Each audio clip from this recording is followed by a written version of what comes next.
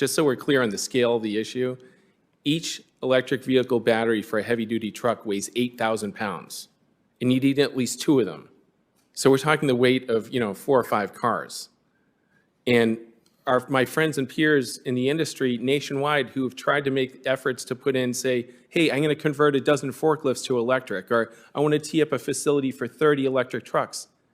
There's no power. The utilities come back, the cities come back and say, is this some kind of joke? One friend tried to put in Illinois a facility, tee it up for 30 trucks electrification. The city came back and said, this is some kind of joke.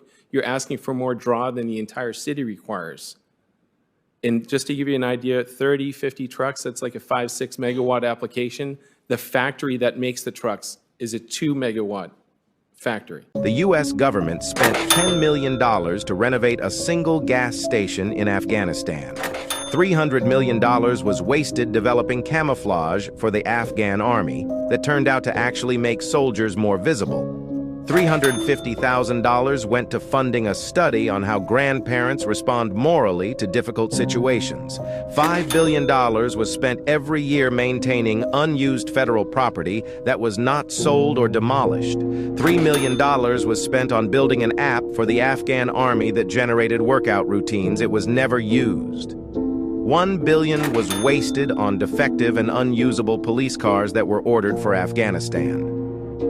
The Department of Education spends $200 million per year to heat, cool, and maintain unused buildings. $2.1 billion was wasted on a new Navy aircraft carrier that was never finished but had to be scrapped. Different from Omicron, as Omicron was from the original strain that emerged in Wuhan. So this is a highly mutated variant. That expert CBS was talking to is Scott Gottlieb. He's on the board of Pfizer. Now I wonder if the Pfizer board member has any financial incentive in scaring viewers about new strains. There is a booster shot that I know Pfizer has talked about coming to market soon. It's still not available. When do we expect it, and does it protect against these variants? Right. So by the time these are out in September, consumers will know how well it covers that new variant. We'll also probably know whether or not it's spreading. And Moderna has one, and perhaps and Pfizer, others. and Novavax as well. Pharmaceutical companies have a new line of boosters rolling out in the fall. Yes, older Americans or some Americans with comorbidities may need them, and that's fine. But CBS, owned by Viacom, a company that made a fortune during the pandemic when everybody was shut in watching TV, is doing free advertising for Pfizer and drumming up false fears. Pharmaceutical companies are getting paid, and doctors get a cut from the boosters given. Only this time, the insurance companies foot the bill instead of us, Uncle Sam. But don't worry. Biden's giving pharmaceutical companies over $1 billion.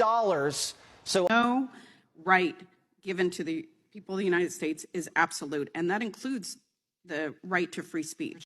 My favorite backstory in all of this, though, forgive me, but the reason that the Georgia governor doesn't have pardon power, do you know what that story is? So there was a Klansman. There was a guy. There's always a Klansman. There's always a Klansman if you go back far enough. In Georgia in the 30s, he was in the Klan. He was elected to the state house and elected to the state senate, and then he got elected governor. And he was like, that's not that unusual, but he was a really Klan-y governor.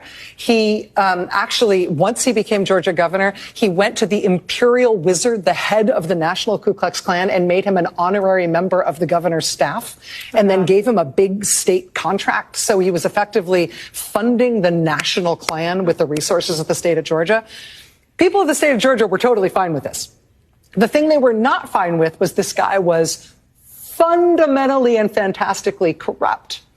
And he left office in 1941, and right after, his name was E.D. Rivers.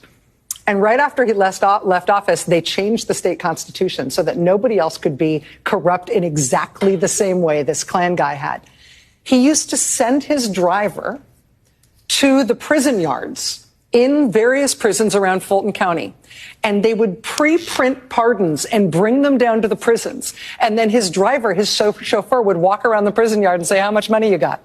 I've got pardons right here. I will give them to the highest bidder. And that is how they ran the pardon system under that Klan governor. And in 1943, Georgia state legislature decided to amend the state constitution so that no governor would be allowed to hand out pardons ever again because the Klan guy had been selling them using his chauffeur on the